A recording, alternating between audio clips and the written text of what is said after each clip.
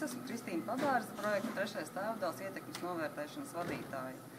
Es mīlu publiskās bibliotēkas un man patīk pētīt un uzzināt. Pēdējais, ko es uzzināju, ir, ka pēdējo 4 gadu laikā 3 reizes ir pieaudzis bibliotēkas internetu lietotāju skaits. Un katram 5.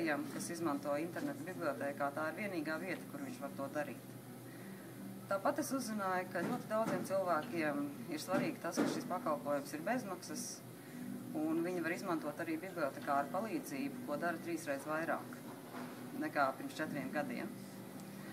Lasot bibliotēkas lietotāju stāstus, es uzzināju, ka kāda māte jūtās droši, jo viņas meita atrodas bibliotēkā, un kāds vīrietis no laukiem varēja nopirkt fotoaparātu, nebraucot uz Rīgu, tādējādi ietaupot gan savu laiku, gan naudu. Pastāst arī tu, ko tu uzzināji par saviem lietotājiem.